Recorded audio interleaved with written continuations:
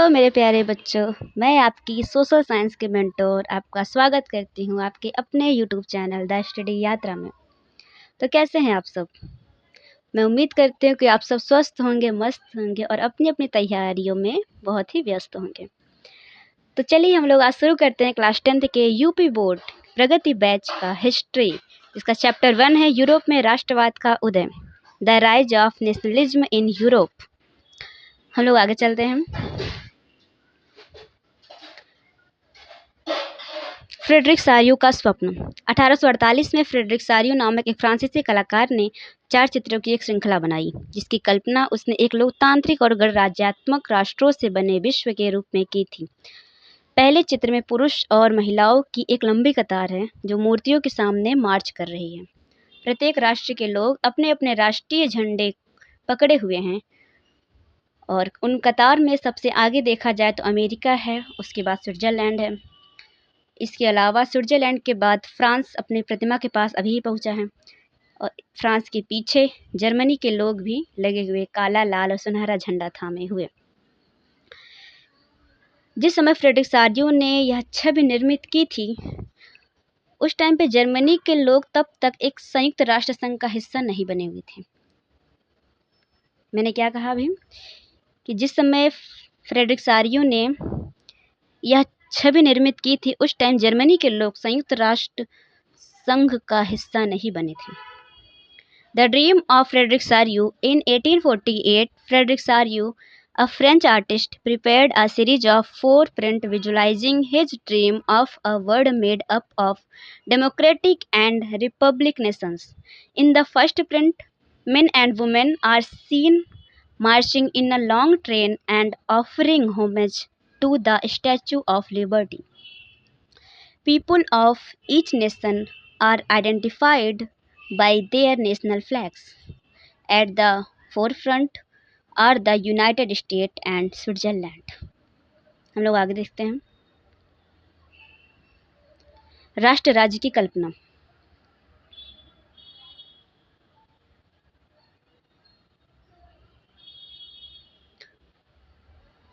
राष्ट्र राज्य वह राज्य होता है जिसकी सीमाओं के भीतर नागरिकों का साझा इतिहास और साझा पहचान होती है।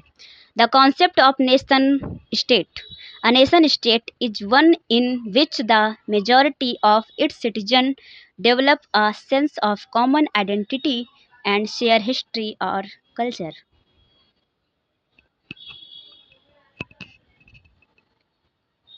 हम लोग आगे चलते हैं।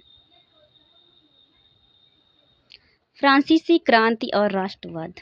1789 की क्रांति के साथ राष्ट्रवाद की धारणा फ्रांस में सबसे पहले आई। फ्रांसीसी लोगों ने लोगों के नाम पर एक राष्ट्र की घोषणा की।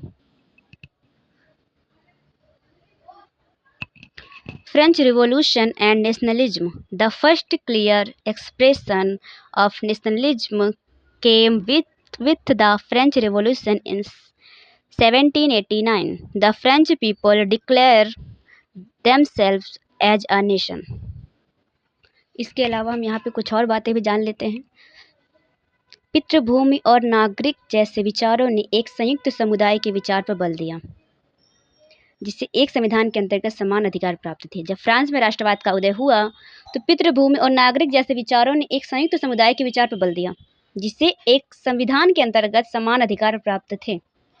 इसके बाद ही राष्ट्रवाद के उदय फ्रांस में राष्ट्रवाद का उदय होते स्टेटस जनरल का नाम बदलकर नेशनल असेंबली कर दिया गया। फ्रांस में राष्ट्रवाद का शुरुआत हुआ, यह सब हम जानते ही हैं। फ्रांस में राष्ट्रवाद की शुरुआत के साथ ही एक केंद्रीय प्रशासनिक व्यवस्था लागू की गई, जिसने अपने भूभाग में रहने वाले सभी नागरिकों के लिए समान कानून बनाए।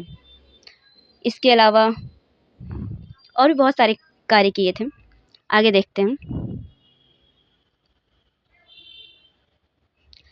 क्रांति के बाद किए गए कार्य। अभी जैसे कि हमने बताया कि आगे हम देखते हैं कि क्या क्या कार्य किए गए। तो फ्रांसीसी क्रांति के बाद कई ऐसे कार्य हुए जो किए गए, जैसे कि सामंती प्रथाओं को समाप्त किया गया, आंतरिक शुल्क को समाप्त किया गया, एकीकृत भार और माप प्रणाली लागू की गई। इसके अलावा ही क्षेत्रीय बोलियों को हतोत्साहित किया गया और पेरिस में फ्रेंच जैसी बोली और लिखी जाती थी, वही राष्ट्र की साझा भाषा बन गई। इसके अलावा यहाँ हम कुछ और भी बातें जान लेते हैं कि जब फ्रांस में राष्ट्रवाद फैला, फ्रांस के बाद यूरोप में के अन्य जगहों पर जब राष्ट्रवाद फैला तो छात्रों और अन्य शिक्षित मध्य वर्गों ने मिलकर जैकोबिन क्लब की स्थापना की। Measures taken after revolution: abolition of feudal system, removal of internal custom duties, introduction of a uniform system of weight and measure। आगे देख लेते हैं हम लोग। नेपोलियन और सिविल कोड। 1804 में नेपोलियन ने एक सिविल कोड नेपोलियन संहिता लागू किया, जिसके अनुसार जन्म के विशेषाधिकारों की समाप्ति हुई, साथ ही कानून की समानता और संपत्ति का अधिकार भी दिया गया। ये नागरिक संहिता, जिसे कि नेपोलियन की संहिता कहते हैं, ये जर्मनी में लागू किया गया था। जन्म पे आधारित विशेषाधिकारों को समाप्त कर दिया गया। इसके अलावा कानून की समानता, संपत्ति का अधिकार, जर्मनी में सामंती व्यवस्था खत्म कर दी गई। किसानों को भू दासत्व व जागीरदारों शुल्कों से भी मुक्ति दिलाई गई। मैंने इसके अलावा 2 पॉइंट क्या बताए हैं कि जर्मनी में सामंती व्यवस्था को खत्म कर दिया गया। इसके अलावा किसानों को भू दासत्व व जागीरदारी शुल्कों से मुक्त किया गया। Napoleon and civil code. In 1804 Napoleon introduced the civil code. Napoleonic code ended privilege based on birth, ensured equality before law, secured the right to property। चलिए हम लोग आगे देख लेते हैं। आगे का टॉपिक है रूढ़िवाद और वियना कांग्रेस। 1815 में नेपोलियन की हार के बाद यूरोपीय शक्तियों ने वियना कांग्रेस बुलाई। ऑस्ट्रिया के मेटरनिक ने इसका नेतृत्व किया। वियना कांग्रेस का नेतृत्व मेटरनिक ने किया था। वियना कांग्रेस का उद्देश्य क्या था? पुराने राजवंशों को सत्ता में बहाल करना, क्रांतिकारी बदलावों को पलटना।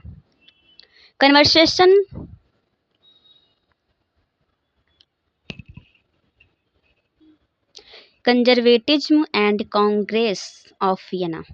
In 1815, after the defeat of Napoleon, European powers held the Congress of Vienna.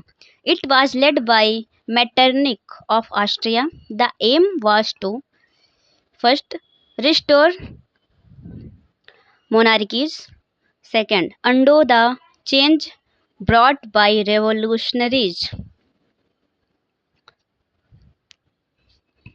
रूढ़िवाद के हम शाब्दिक अर्थ समझे तो रूढ़िवाद एक ऐसा राजनीतिक दर्शन है जो परंपरा स्थापित संस्थानों और रिवाजों पर जोर देता है। तेज बदलावों की बजाय एक क्रमिक और धीरे धीरे विकास की तरफ जोर देता है। वियना कांग्रेस 1815 में लाया गया था, जिसका नेतृत्व मेटरनिक ने किया था। वियना कांग्रेस के द्वारा ही फ्रांस की सीमाओं में कई राज्य कायम कर दिए गए, जिससे कि फ्रांस अपना विस्तार ना कर सके। इसमें ही फ्रांस के उत्तर में नीदरलैंड को स्थापित किया गया। फ्रांस के दक्षिण में पीडमोंट में जेनेवा को जोड़ा गया, जिससे कि फ्रांस अपना विस्तार ना कर सकी। कई और बदलाव किए गए वियना कांग्रेस के अंतर्गत ही, लेकिन एक बदलाव नहीं किया गया, जो था कि नेपोलियन ने 39 राज्यों का जो महासंघ स्थापित किया था उससे बरकरार रखा गया। उसमें कोई बदलाव नहीं किया गया, उसमें कोई चेंजेस नहीं किए गए। वियना कांग्रेस के बाद जो रूढ़िवादी शासन व्यवस्था स्थापित हुई थी वह निरंकुश थी। वह इस तरह निरंकुश थी कि अपनी आलोचना तक बर्दाश्त नहीं करती थी। चलिए हम आगे देखते हैं। क्रांतिकारियों का उदय। 1815 के बाद कई गुप्त समाजों की स्थापना हुई। इनका उद्देश्य था विदेशी शासन को समाप्त करना और स्वतंत्र राष्ट्र बनाना। ग्यूसेप मेजनी जैसे नेता सामने आए। ज्यूसेप्पे मेजनी जैसे नेता सामने आए। Rise of revolutionaries। After 1815, many secret societies were formed. First, their aim was to end foreign domination and create independent nations. Second, leaders like Giuseppe Mazzini emerged. Mazzini के बारे में हम थोड़ा जानते हैं कि मेजनी इटली निवासी थे और इन्हें इटली का स्पंदित हृदय भी कहा जाता है। मेजनी को इटली का स्पंदित हृदय भी कहा जाता है। मेजनी ने 2 संगठन की स्थापना की थी, पहला मार्सेई में, दूसरा बर्न में। मार्सेई में इन्होंने जो संगठन स्थापित किया था, भूमिगत संगठन था, इसे यंग इटली के नाम से जाना जाता है। और दूसरा जो उन्होंने बर्न में एक संगठन की स्थापना किया था, उसे यंग यूरोप के नाम से जाना जाता है। चलिए हम आगे चलते हैं।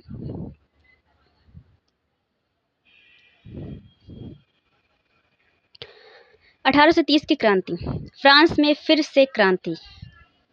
चार्ल्स 10 को हटाया गया, चार्ल्स 10 को हटाया गया। बेल्जियम ने नीदरलैंड से स्वतंत्रता प्राप्त की। Revolution of 1830, another revolution in France, Charles 10 removed, Belgium gained independence from the Netherland. 1830 की जो क्रांति हुई फ्रांस में, उसमें चार्ल्स 10 जो था उसको हटाया गया। बूर्बो राजा चार्ल्स 10 को हटाया गया और उसके स्थान पे संवैधानिक राजतंत्र को स्थापित किया गया। और जो संवैधानिक राजतंत्र था उसका अध्यक्ष लुई फिलिप था। मेटरनिक ने एक वक्तव्य कहा था फ्रांस के बारे में, कि बहुत ही फेमस वक्तव्य है ये, कि जब फ्रांस छींकता है तो बाकी यूरोप को सर्दी जुकाम हो जाता है। क्या कहा था? कि जब फ्रांस छींकता है तो बाकी यूरोप को सर्दी जुकाम हो जाता है। किसने कहा था? मेटरनिक ने कहा था। 1830 की फ्रांस की क्रांति के बाद बेल्जियम नीदरलैंड से अलग हो गया। आगे हम देखते हैं। पोलैंड की क्रांति। पोलैंड में विद्यार्थियों और किसानों ने रूस के खिलाफ विद्रोह किया, लेकिन यह असफल रहा। पोलैंड की क्रांति क्यों हुई, यह भी एक क्वेश्चन बनता है। पोलैंड में रूसियों का आधिपत्य था। रूसी कब्जे के बाद पोलिश भाषा को स्कूलों से हटाकर रूसी भाषा को जबरन लादा गया। पोलिश भाषा, जो कि पोलैंड की राष्ट्रीय भाषा थी, उसको हटाकर रूसी भाषा को स्कूलों में और अन्य आधिकारिक क्रियाकलापों में रूसी भाषा को ही जबरन लादा गया।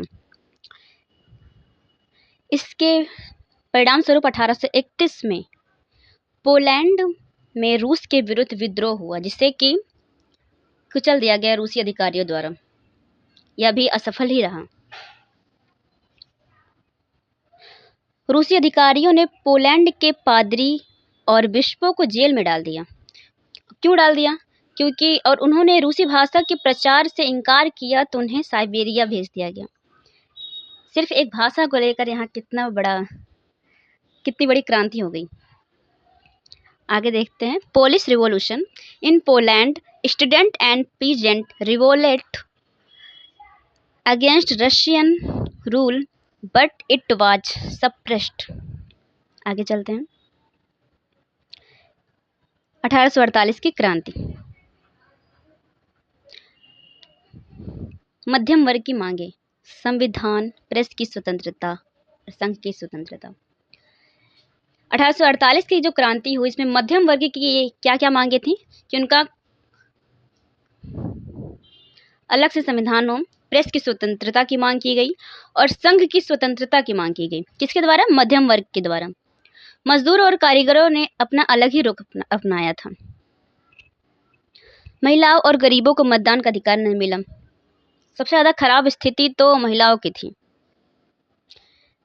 उन्हें महिलाओं और गरीबों को मतदान का अधिकार नहीं दिया गया। अंततः सेना की मदद से पुराने शासकों ने विद्रोह को कुचल दिया। क्या हुआ था कि 1848 में जर्मनी, इटली, पोलैंड के उदारवादी मध्यम वर्ग के स्त्री पुरुषों ने संविधान की मांग को राष्ट्रीय एकीकरण की मांग से जोड़ दिया। उदारवादी आंदोलनों में स्त्रियों को राजनीतिक अधिकार नहीं दिया गया। कई प्रयासों के बाद भी उन्हें मतदान का अधिकार भी नहीं दिया गया।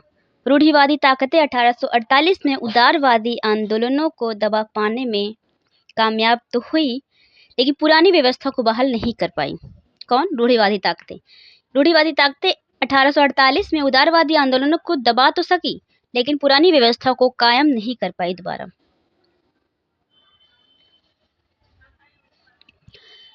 The Revolution of 1848, middle class demanded constitution, freedom of the press and freedom of association. Workers and artisans took a different path. Women and the poor were denied voting rights. Eventually, old monarch repressed the revolt with army support. अर्थात जो 1857 की क्रांति हुई थी, इसमें मध्यम वर्ग की तो बहुत सारी मांगे थी कि इन्हें संविधान का अधिकार दिया जाए, प्रेस की स्वतंत्रता दी जाए और संघ की स्वतंत्रता भी दी जाए। मजदूरों और कारीगरों ने अपना अलग ही रुख अपना लिया था। महिलाओं और गरीबों को मतदान का अधिकार भी नहीं दिया गया था। 1848 में महिलाओं ने राजनीतिक अधिकार को प्राप्त करने के लिए कई सारे कार्य किए, जैसे कि उन्होंने कई राजनीतिक संगठन स्थापित किए, अखबार शुरू किए और राजनीतिक बैठकों और प्रदर्शनों में शिरकत ली। इसके बावजूद भी महिलाओं को असेंबली के चुनाव के दौरान मताधिकार से वंचित कर दिया गया।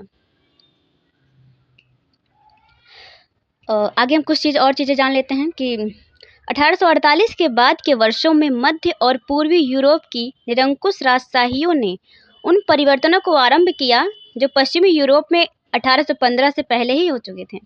क्या कहा जा रहा है यहाँ पे कि 1848 के बाद के वर्षों में मध्य और पूर्वी यूरोप की निरंकुश राजशाहियों ने उन परिवर्तनों को शुरू किया जो कि पश्चिमी यूरोप में 1815 में ही शुरू हो गए थे।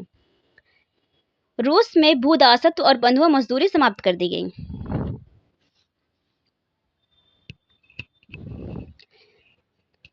आगे चलते हैं।